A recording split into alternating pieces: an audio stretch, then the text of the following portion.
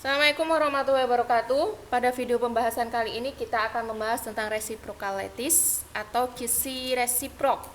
Jadi pada video sebelumnya kita sudah membahas tentang difraksi sinar X, di mana pada difraksi sinar X itu kita temukan suatu pola. Nah, pola itu sebenarnya adalah pola kisi resiprok.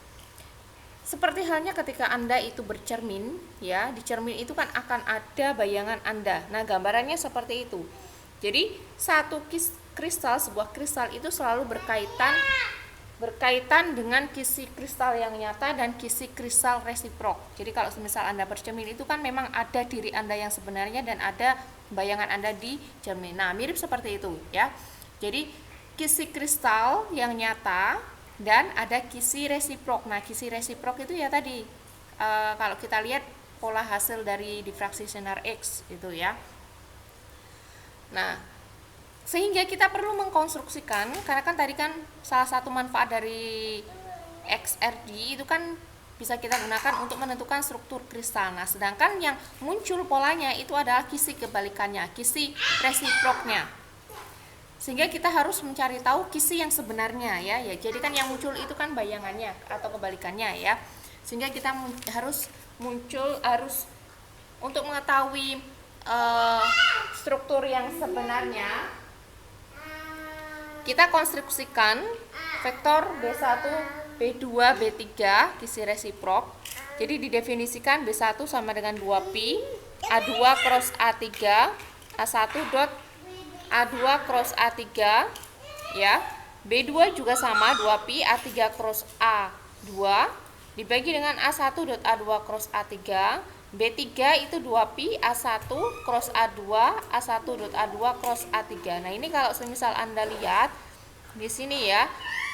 Jadi ini ada A1 dot A2 cross A3 ini menunjukkan volume.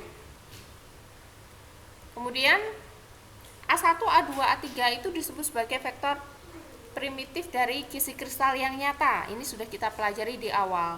Kemudian B1, B2, B3 itu vektor primitif dari kisi resiprok yang mempunyai sifat BI.AJ itu sama dengan 2pi delta IJ.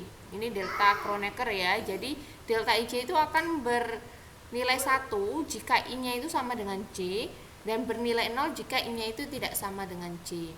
Nah, titik dalam kisi resiprok itu terpetakan oleh himpunan vektor G V1 B1 plus V2 B2 plus V3 B3.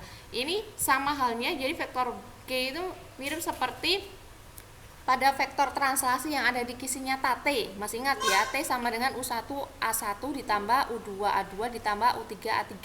U1 U2 U3 V1 V2 V3 itu adalah integer atau bilangan bulat ya. Jadi sama. Kemudian di sini ada vektor G. Ini sebenarnya penurunan pencarian vektor G itu kita menggunakan analisa Fourier ya. Jadi vektor G dalam deret Fourier, tapi kita nggak munculkan ya karena kita online susah untuk membahas secara online ya. Jadi kita langsung pakai ya.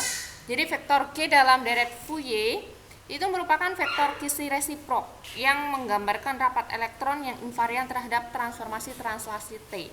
Nah, ini kita bisa membuktikannya dengan N R plus T itu sama dengan NG eksponensial I dot GR eksponensial I G dot T. Nah, dengan eksponensial I G dot T itu kita substitusikan ya.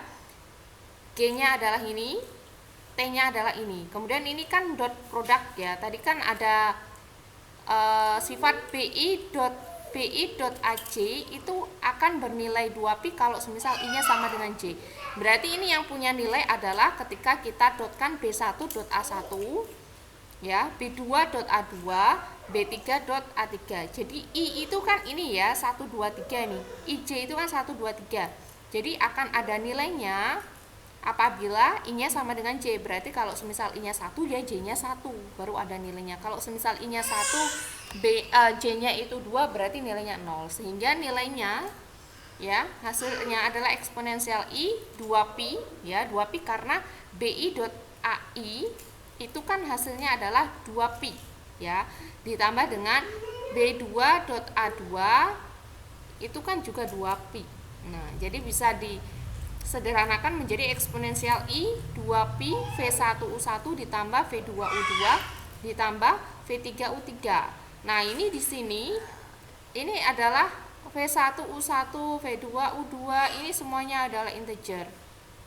Sehingga nanti hasil akhirnya eksponensial ini adalah sama dengan 1. Jadi di sini nanti N R plus T itu sama dengan sigma G NG eksponensial I G dot R saja. Nah, kemudian kalau semisal kita menganalisa ya definisi dari B1, B2, B3, ini kan di sini kan A1 cross A2. A ini kan kalau semisal dia dimensinya panjang, itu kan berarti M pangkat 2. Di sini M pangkat 3, berarti dimensinya adalah 1/M.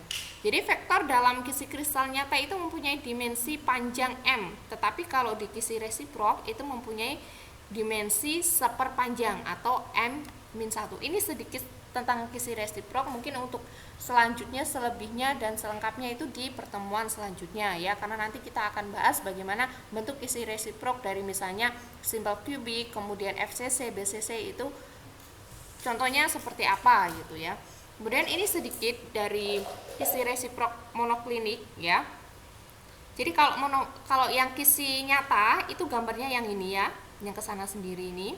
Ini adalah kisi nyata. Ini dengan ini sebenarnya kan kalau kita kan pakainya itu A1, A2, A3 ya. Sorry, ini harusnya A1. Ini B ini A2 ya. C ini adalah A3. Kemudian ini 2 dimensi dengan A2-nya itu dia tegak lurus terhadap arah bidang ya. Jadi ini bisa dibilang ini seperti A1 ini adalah X. Kemudian yang A3 di sini adalah Z. Y-nya itu tegak lurus terhadap bidang. Jadi kalau misalnya kita ke arah sini itu ya. Oh sorry. Oh ya. Ini A1 ini, sorry. Ini A1, ini A2, ini A3.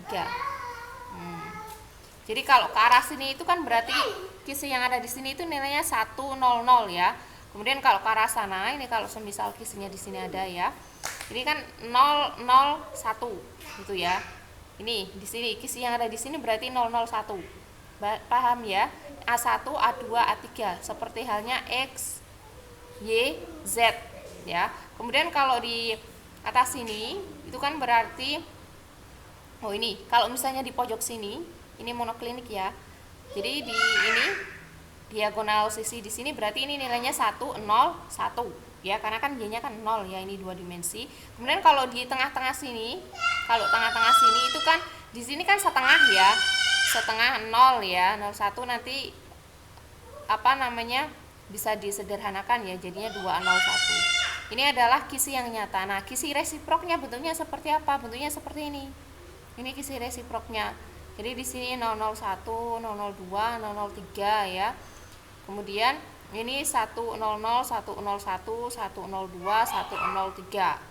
Nah, ini gambarannya ya. Ini kisi nyata, ini kisi resiprok. Mungkin ini perkenalan sedikit saja tentang kisi resiprok. Paling tidak kita sudah tahu bahwa hasil dari pola difraksi itu merupakan kisi resiprok, sedangkan yang kita cari itu adalah kisi yang nyata, kisi yang sebenarnya, sehingga kita harus mencari tahu apa hubungan antara kisi resiprok dan kisi yang nyata. Nah, ini mungkin kita akan bahas lebih lanjut di pertemuan selanjutnya.